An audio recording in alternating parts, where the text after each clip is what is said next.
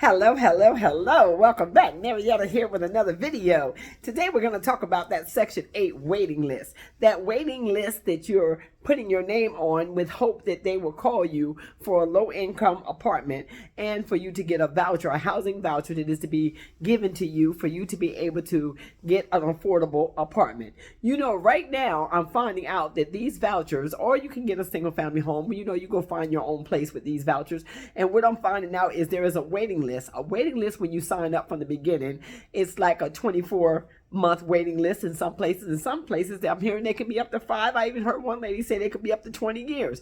How long are you willing to wait for somebody to put you into these places that they intend to monitor you and guard you and put you out of as soon as you get into it? Right now, the housing market is oversaturated, and right now the money, the funds are being cut, that this program is going through a lot, trying to make sure that HUD's funds are coming in time for the payments to be paid as it is. And right now we're in a crisis. We're seriously in a housing crisis where the Section 8 program seems like, as we know, that we've been given 2 years for those able-bodied people to be put out of Section 8, but yet we got a lot of able-bodied people that are trying to get on Section 8. We have a lot of people, able-bodied people that have applied for Section 8 because of the fact that we are struggling. We are struggling as an American people. We need the assistance. We need the help. We need the programs to be up and running. We need the funds to be come in, but yet funding is being cut.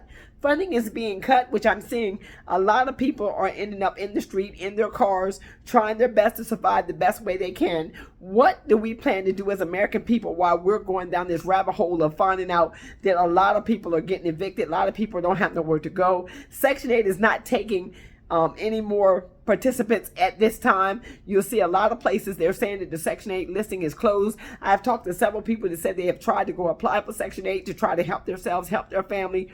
The money is just not there. The money is just not there. I don't know the answers, and I wish that someone would type in and let us know exactly what it is the American people are going to do as we go through down this rabbit hole of wondering where the people are going to live, where the people are going to go, why the Section 8 listings are not allowing people to register or sign up for Section 8, and the fact that the money is being cut so deep in this program that the funds are not coming in enough to even pay for the cost of living of these folks that are trying to get on low-income housing. We know that if not, something is not done, there's going to be a lot of chaos in the street.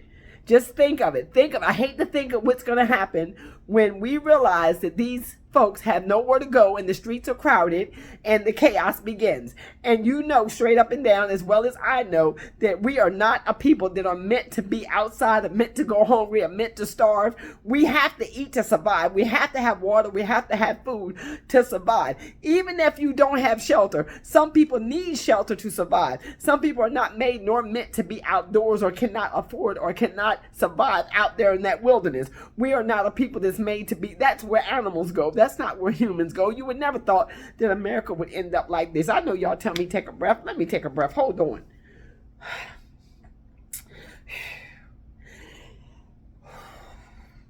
I just get so reared up when I think about my brothers and my sisters on the side of the road. When I think about the children, I've always had a soft spot for the children. And for a child to not have a bed, an innocent child not to have a place to sleep. Not because the parents couldn't afford it, but because of the fact that greed has taken over, because of inflation has taken over, because of the fact that they have lost their job, they have come into hard times, and there's no help available. I'm trying to slow this thing down because I want to run. I want to come out the gate like a horse and say, you know, why are we in America going through this? Why is the United States not standing up for us? Why are we not now being covered? You know, we are the regular people. We are the people of this land. We are American citizens. We deserve to be treated better than, oh yeah, we want to go and we want to strike. We want to really just scream. But even if we scream, who's going to hear us? Who's going to hear our cry? Who's going to hear the cry of the people, the cry of these children, the cry of these men and women, the cry of a grown man sitting up crying because of the fact that he has lost his job. He realized he can't take care of the family that he loves. He's trying his best to be the priest, the provider, and the protector of his home, but yet his insides, his heart is being destroyed because of the inflation, the recession, the stress, the not knowing, the uncertainty of what's happening out here.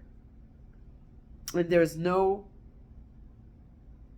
waiting list, no solution, no way out of it. Okay, you get on the waiting list. Now you got 2 years. What are you going to be doing for those 2 years if you need help now? You need help now. So for 2 years, you're going to be where? In the street? For 2 years, you're going to be homeless. For 2 years, you're going to be begging somebody to allow you to come into their house, or you're going to be treated like dirt and manipulated and mishandled because you have to ask for help. What are you going to be doing for them 2 years when there's nobody to help you? What are you going to do when those 2 years come and you don't know which way to go? You don't know what to say. You don't know who to talk to. You don't have no money. You don't have no finances. People are shutting the doors in your face. They're telling you that everybody's struggling. Everybody's going through this. Everybody is going through something in this time. Yes, we understand everybody's going through something, but who is ready, willing, and able to try to help to come together to figure out a solution to these problems? Who? That's what we want to know. How do you fix this? Who has the finances to help this world come into some type of normalcy? What is normal anymore? Do we have a normal? I just don't know. I hear so much of this, especially about this waiting list, and everybody's waiting to sign up for Section 8. Waiting. You know, even after you sign up, you're still going to be waiting. Even if you sign up, there may not be no funding. Even if you signed up, you may be evaluated, and after they evaluate you, they may say that you're an able-bodied person. You still don't qualify for Section 8, but yet and still there's just not enough money. The jobs are not paying enough to keep up with this rising cost of inflation. I don't understand, and I don't know no better way to say it than to say it looks like we are getting ready to become a victim of circumstance. Victims of circumstance. Our circumstance, it's just a mess. I'm being real with y'all today, y'all. I'm just being real. I'm just coming out the gate real. Trying my best to slow it down so we can understand it, so we can have a conversation about it, so you can figure out if and so you're waiting for the Section 8 program. You've been on the list all this time. Now you've been waiting. Now you're here. But now you have been told that you got 2 years to get off of Section 8 and you ain't never got on it yet. You were struggling before you even thought about that, but you were waiting all this time thinking there's going to be some relief, and now you realize there's no relief coming. Nobody's coming to save you. There's not going to be no help available. There's not no finances. There's not no government assistance. There's nothing that's coming to help you because you applied for this 3, maybe 4 years ago, and you've been waiting all this time. You could have applied for it 5 years ago. Now here you are getting close to where your name should be coming up and your name is thrown off the list. People's names are not being picked because of the fact that you are an able-bodied person. There's no need in them putting you in where they get ready to put you out of, because an able-bodied person, they expect you to be able to get up and go to work and figure out how you're going to fend for yourself, because now they have made a decision that able-bodied people, working people that are strong enough to go out there and get a job, that's what you would do. But you have already waited 5 years for Section 8. Are we becoming victims or are we volunteers?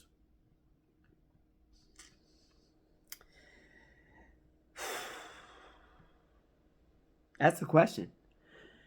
Are you a victim or are you a volunteer? Meaning, are you able to go to work, but you just have felt as though that because Section 8 is available, some of us just apply for Section 8 because we could? And if that's you, it's time for you to figure out a different route to go. Sometimes life takes a different turn. All I'm saying is, God knows, I don't want to see nobody out here suffering. I come to uplift, motivate, and inspire. Praying that something I would say, you know what? She's right. You know what? It's time for me to take a different turn. Now I see this is not going to work for me. I did it with good faith. I did it thinking I was going to be able to live comfortably. I did it thinking that I was going to work within my means or live within my means. And I know that Section 8 would provide me that opportunity to be able to grow, to be able to raise my family, to be able to do what I need to do in order to be able to live in this world and just use the money I got wisely. But it just seems like no matter what we're doing right now, it's not enough.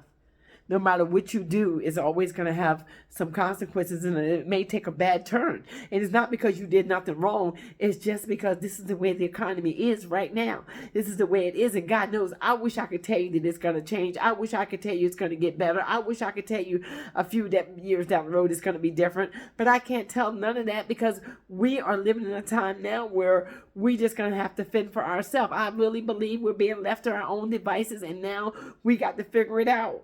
We got to figure it out. Not just, I'm speaking to myself. First and foremost, I'm the first partaker of this. I got to figure it out as well.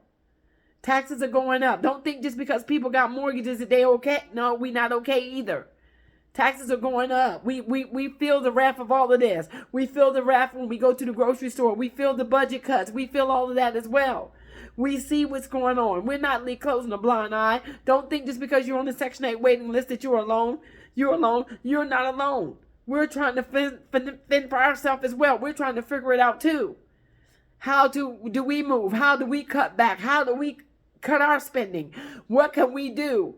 You know, electric bills coming in at $300 and $400 a month. That's a lot. After a while, electric is going to be something that's going to be a luxury. And it's going to be something that you're going to have when you're down here in these hot places or you in a cold place. Everybody's going to have some type of, but if electric goes away, then what? But if it keeps going up, then what? It's the same thing. There's no difference whether it go away or whether different the price they keep raising the prices of electric to the point where they afford you out of that. And when they afford you out of the fact that you can't afford your electric bill, now all of a sudden it's a life or death situation. Because there's no way you can live in this humidity. There's no way you can live in this heat. There's no way you can live in the cold without some type of way to heat your home or to cool your home. Remember, we are still fleshful beings. We are still fleshful beings. We're not made of tin. We're not made of stone. We're not made of mortar. It's a brick and mortar. So we got to be able to cool our body, and we got to be able to heat our body to survive. You got to be able to eat. You got to be able to drink water. You got to be able to go through all these things. And it looks like these things are being blocked. These things are about ready to be shut off. These things are about ready to be hard for us to reach. These things are about ready to be hard for us to maintain. So it doesn't matter if you're on the Section 8 waiting list, you're in waiting for a place or not. Income across the board is really being challenged. Your income is being challenged all across the board. If you know you're making $100,000 a year and you cut down to $50,000 a year, you get cut down to where you're not making nothing, or you're only making $20,000 a year and that gets taken away from you or cut in half. How do you expect to survive? How can they expect us to survive out here in this? I think that's where we're headed, to the point where the struggle is real. The struggle is getting real, y'all. It's getting real out here in these streets. It doesn't matter who you voted for or what your political affiliation is. Right now, everybody across the board is feeling this crunch. We're all feeling the pain, the anger of this situation of what the world looks like today. That Section 8 waiting list is not going to save you. That Section 8 waiting list may not be available for you or to you. That Section 8 waiting list that you've been waiting 4 and 5 and 15 and 20 years for is getting further and further out of reach because there's no income for it. The budget cuts have hit that, as well as everything else, as well as it's hit our doorstep, as well as it's hit the grocery store, the gas pump. It's hitting everything. It's hitting you in the pocket when you even flip on your lights inside of your house. Some people are hitting the switch and there's no electric because the bill is entirely too high. The bills are coming in high, y'all. For the same amount of electric you used to use, now it seems like electric bills are doubling. Why is this happening? Greed. Tariffs. Whew. I know. I'm trying to calm myself down. because I know y'all been telling me to take a breath, but I'm so passionate about what's happening in the world today, and I'm seeing the wrap up. I'm seeing young people getting put out on the street with children. I'm seeing evictions go on across the board. When I turn the internet on, I try not to turn it on as much during the day now because of so much negativity, but no matter whether you turn it on or not, you know it's happening, so there's no need in trying to run from it. You can't hide from it because it's happening, and you do have compassion for other people, and you don't want to go through it. I don't want to go through it, and I don't want to see other people go through it either. I have a heart. I do see what's happening. I see how people are crying out. I see them when they go to the grocery store and there's not enough, and I see them when they go home and there's an eviction notice on their door. I'm seeing all of this. So you can't close a blind eye unless you're going to crawl on a rock and say, forget it. This is where I'm going to live at for the rest of my days. Do we fight? Do we get out here and recognize that other people are struggling, other people are going through as well as you're going through? So my mind was thinking about this Section 8 waiting list of how people have been waiting for years to get to this point where now they would have been eligible otherwise, but now they're not eligible at all. They're not eligible at all. There's just not enough money, so they're closing the waiting list in certain areas you can't even apply. It's so heartbreaking, and it stresses you out so much, and it makes you feel like, where are you? This is not the America we used to know.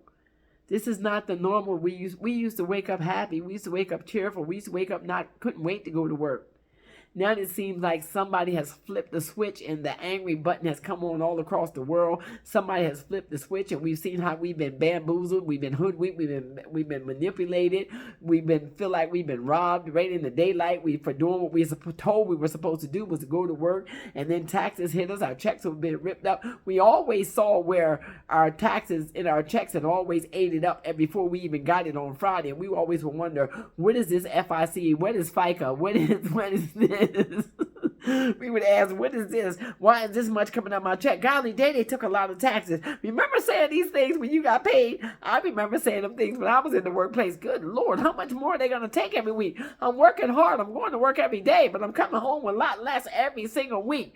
And now it's like saying, I can't afford this. I can't afford this. So what do? I go and apply for public housing. Maybe I can get a cheaper rent, a cheaper mortgage. Maybe I can go and figure. And then all of a sudden it seemed like you try to get that credit card, you try to do the right thing, and then it start running you down to the point where you can't pay it. It just seems like you just been working and all your money just was taken from you.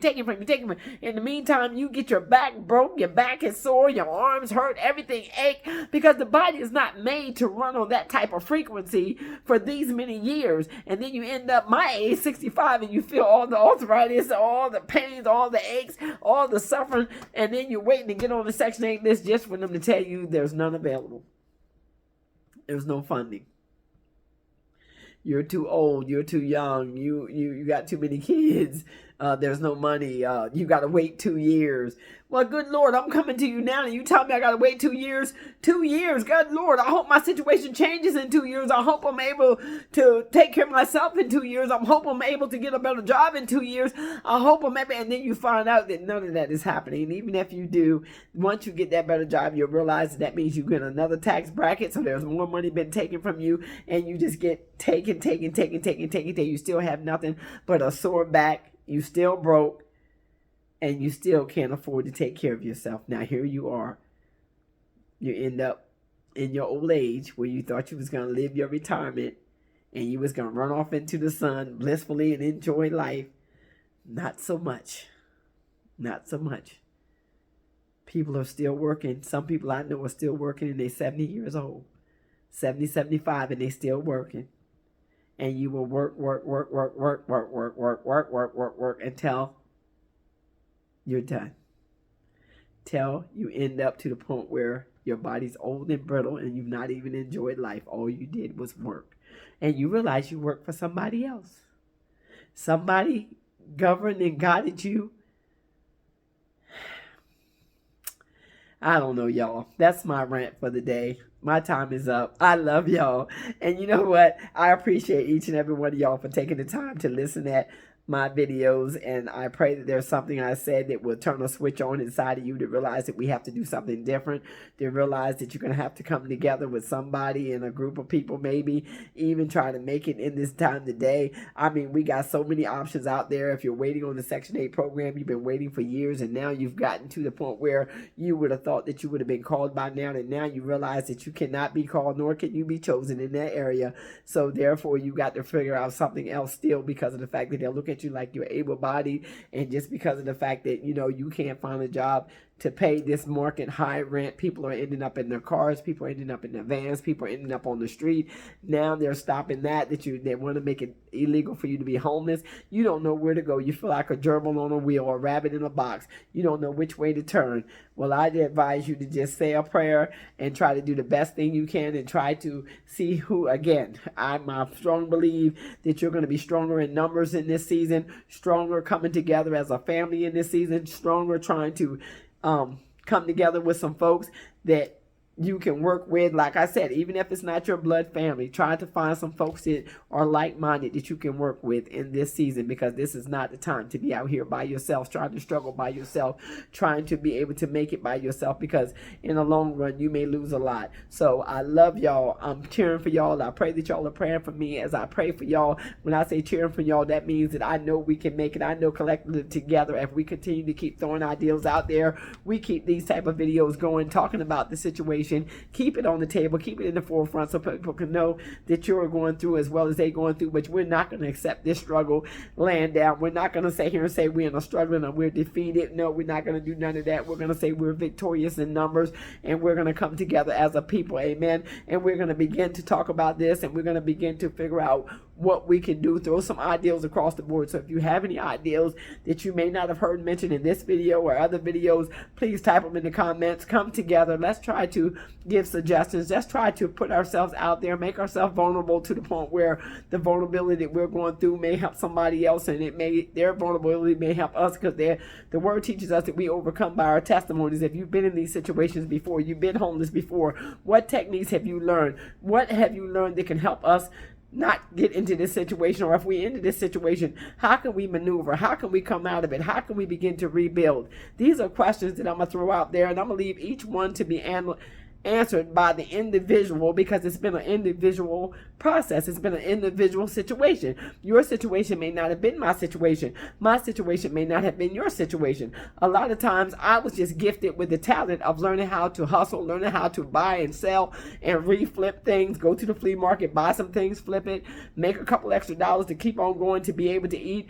I would even have had the knack of being able to, take some things and build some things, with my own hands, maybe take and make little bird houses or things of that nature that you can resell. Anything that you can do, plant some things in your garden, some tomatoes, some cucumbers and things of that nature, and take them to the flea market and resell those things for a couple of dollars to keep you eating. Whatever you got to do to be able to survive in this economy, you're going to have to do. Those things may be things that you may have to do to try to,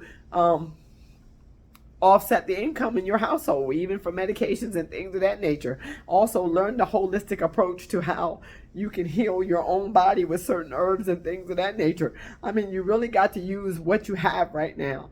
You really got to use what you have, because you got to try to stay as strong as you possibly can in this season. Get yourself some more exercise. As you're talking, as you're thinking, begin to walk around your yard, walk around your house. I do it all the time. Y'all see me doing it in videos. Just get out and get some type of exercise. So I love y'all, and I want to be here to be able to hash out these things with y'all. I love to be able to brainstorm, and I want y'all to be able to pick my brain as I pick y'all brain, and we just see what we can come up with in these trying times, because as we know, negativity sells, positivity shall prevail. I love y'all. Y'all enjoy the rest of your day, and just be as positive and try to stay happy as you can, even through these trying times, because we don't want those sicknesses to come upon us, such as stress, anxiety, depression. We don't want those spirits coming on top of us.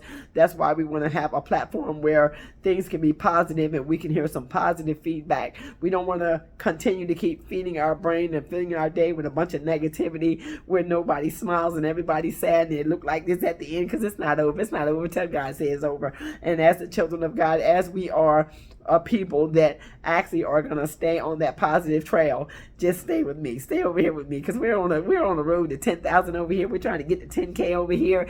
And as soon as we begin to build this channel, we'll be able to go some places and be able to see some beautiful things. Y'all know I like picking up beautiful things when I'm out there walking on the trail. So with that being said, I love y'all. Y'all enjoy the rest of y'all day. And so you have not subscribed to the channel, consider subscribing to the channel. We uplift, motivate, and inspire each other over here. And if so you have not turned your notification bells on, turn your notification bell on so that you will be notified when we drop the next video. Be blessed.